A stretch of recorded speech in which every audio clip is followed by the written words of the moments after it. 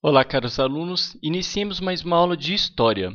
Nesta aula, nós vamos falar um pouco sobre o Renascimento e o Humanismo.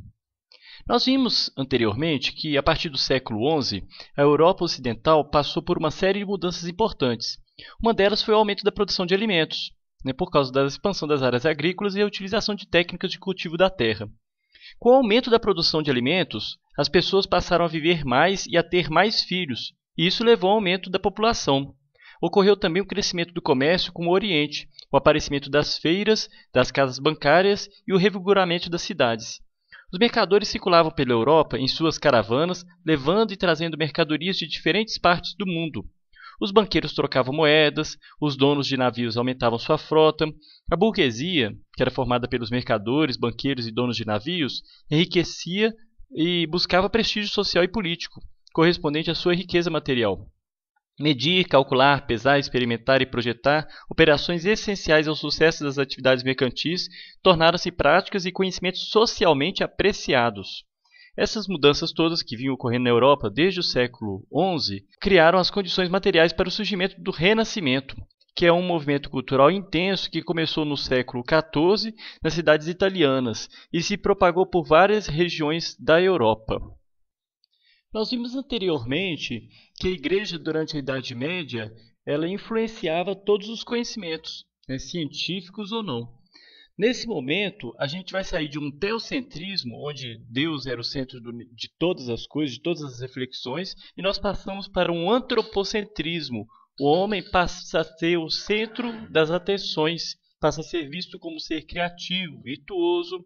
Por isso é valorizado nesse momento o individualismo, não no sentido pejorativo que se utiliza hoje como egoísmo, mas no sentido positivo, que é a capacidade individual, o talento, a criatividade.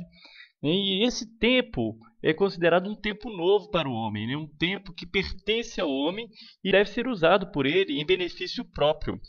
Renascimento, o próprio nome diz, é nascer de novo, ou seja, eles estão resgatando as culturas, por exemplo, gregas e romanas, e principalmente a cultura miscigenada, greco-romana.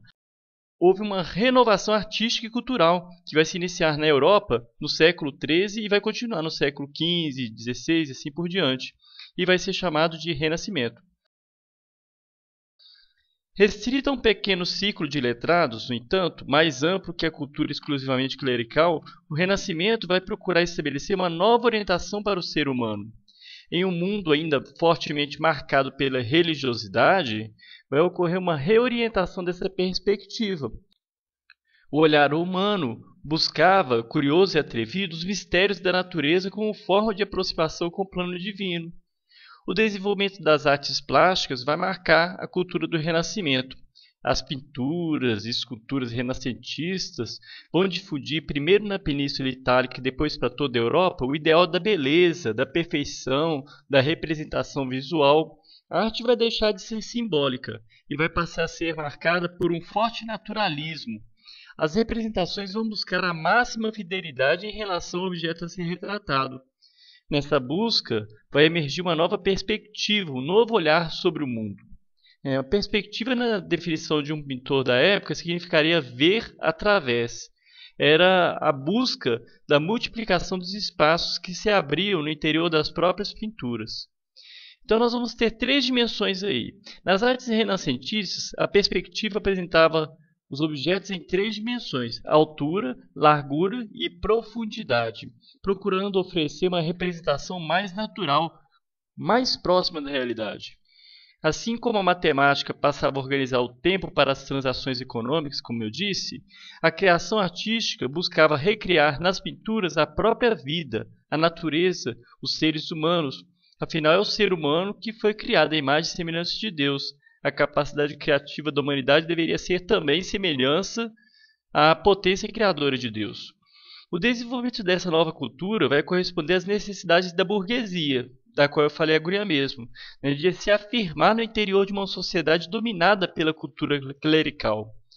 Desde cedo, ricos comerciantes, que são denominados mecenas, eles vão patrocinar os artistas. Então, uma pergunta muito importante aí, que aparece em várias provas, vestibulares, etc.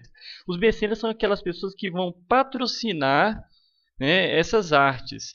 Né? Além do prestígio político que adquiriam no interior das cidades, esses comerciantes contribuíram para a formação do movimento cultural reconhecido por Renascimento, que vai atingir o apogeu nos séculos XV e XVI.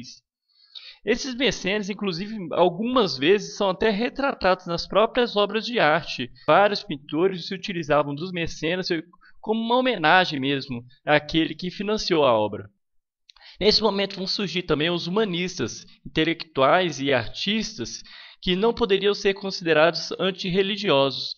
Eles pretendiam estabelecer a relação com Deus e com o mundo natural em outros tempos, privilegiando a ação do ser humano como investigador dos mais diversos fenômenos, inclusive os místicos. Os humanistas, eles desejavam reinterpretar o evangelho à luz da experiência e dos valores da antiguidade. O ser humano, que é tido como imagem de Deus, volta a ser visto como medida de todas as coisas.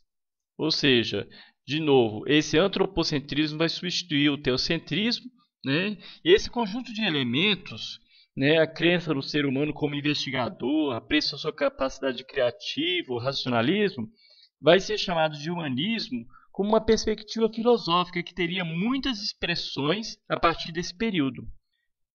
Por isso, que com a substituição do teocentrismo pelo antropocentrismo, a gente vai ter a valorização desses temas da cultura greco-romana, sobretudo dos temas mitológicos. Os manuscritos gregos e latinos eles vão ser estudados, analisados. Tais pensadores vão desenvolver seus estudos sobre poesia, filosofia, história, matemática e eloquência, que é a chamada retórica.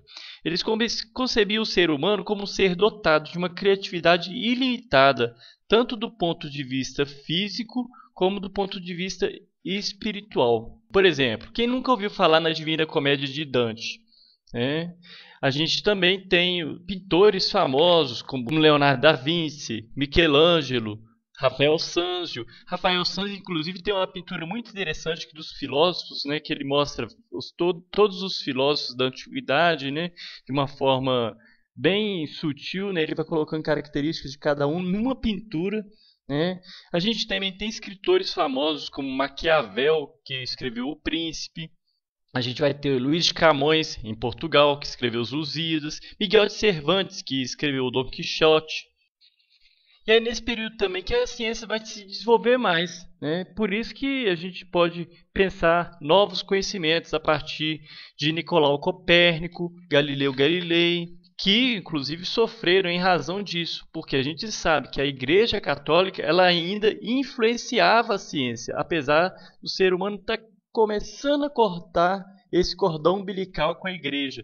Nesse momento, o ser humano passa a ser o centro, mas ele ainda enfrenta os impasses. Galileu Galilei, por exemplo, como a gente já viu em outras aulas, ele vai negar suas teses.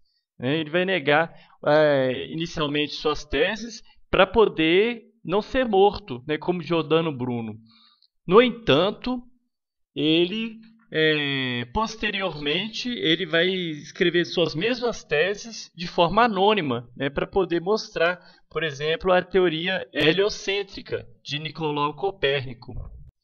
Só frisando aqui, para quem não lembra, geocentrismo é a Terra considerada como o centro do universo, o Sol girando ao redor da Terra.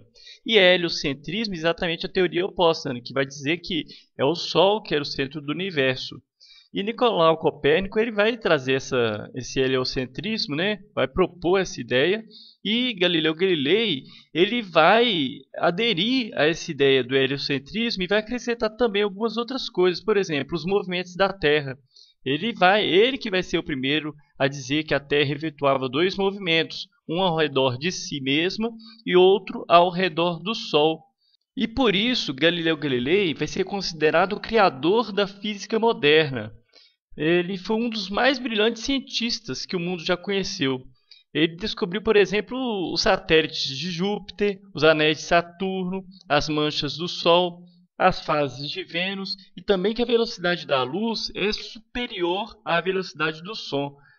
Hoje é fácil a gente dizer muita coisa, mas naquela época, imagine a evolução que foi isso.